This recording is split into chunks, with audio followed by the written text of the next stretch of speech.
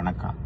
இயக்குனர் இமயம் என்று சொல்லக்கூடிய பாரதிராஜா அவர்கள் நேற்றைய தினம் 84 வயசுல இயற்கை இருக்கிறார். அவருக்கு பெரியார் பேரவையின் சார்பில் வீர வணக்கத்தை தெரிவித்துக் கொள்கின்றோம். இந்த நேரத்தில் வந்துட்டு பாரதிராஜாவை பற்றி ஒரு சில பதிவுகளை நம்ம பண்ணித்தாங்க. கடந்த 50 ஆண்டுகளாக தமிழர்களை கட்டி போட்ட ஒரு மாபெரும் இயக்குனர் பாரதிராஜா அவர்கள். அதில் வந்துட்டு எந்த விதமான மாற்று கருத்தும் இல்லை. தமிழர்களுக்கு ஒரு 4 சவத்துக்குள்ளேயே இருந்த அந்த தமிழ் சினிமா படப்பிடிப்பை வந்துக்கிட்டு கிராமங்களில் கொண்டு போய் தமிழர்களுடைய பண்பாடையும் இயல்பையும் மிக அருமையாக எளிதாக படம் பிடிச்சு காமிச்சு கடந்த 50 வருடமாக தமிழர்களை கட்டி போட்ட ஒரு மாபெரும் இயக்குனர் பாரதிராஜா அவர்கள்.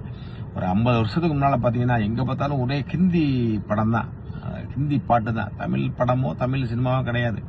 இந்த மூவர் கூட்டணி இளையராஜா, பாரதிராஜா, வைரமுத்து இவங்கெல்லாம் வந்ததுக்கு அப்புறம் தான் வந்துக்கிட்டு தமிழ் சினிமா, தமிழ் படம், தமிழ் பாட்டு எங்கே பார்த்தாலும் கிராமங்கள் தோறும் ஒழிக்க காரணமாக இந்த 3 பேரில் 3 பேரும் முக்கியமான ஆளுங்க. நீங்கள் அவங்களுக்குள்ள வணக்க சபையில் சண்டை போட்டுக்கலாம், ஆனால் மறுக்க முடியாத உண்மையாக தான். நான்லாம் பள்ளிக்கூடத்தில் படிக்கிற காலத்தில் முதல் மரியாதை 1984 வந்துக்கிட்டு முதல் மரியாதை படத்தை வந்துக்கிட்டு அந்த டிவி டெக்லாம் வச்சு நம்ம மாணவர்களுக்கு எடுத்து போட்டிருக்கேன். அதாவது வளையல் உயிர்தலை, வேதம் புதியது, நிறைய விஷயங்கள் இருக்கு. இவரை பற்றி நம்ம இந்த நேரத்தில் பதிவு பண்ணி தான் ஆகணும். அடுத்து பார்த்தீங்கன்னா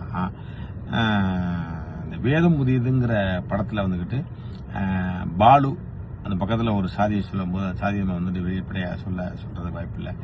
அப்போ வந்துட்டு பலார்னு வந்துட்டு அந்த கணத்தில் அடிக்கிற மாதிரி ஒரு ஒரு சீன் வச்சிருப்பார், ஒரு ஃப்ரேம் வச்சிருப்பாரு. அதெல்லாம் வந்துக்கிட்டு ஒரு சாதி ஒழிப்புக்கு ஒரு முக்கியமான களமாக அமைந்தது என்பதை இந்த நேரத்தில் பதிவு செய்து கொண்டு இயக்குனர் இமயம் பாரதிராஜா அவர்களுக்கு மீண்டும் ஒரு முறை வீர வணக்கத்தை தெரிவித்துக் கொள்கிறேன். நன்றி, வணக்கம்.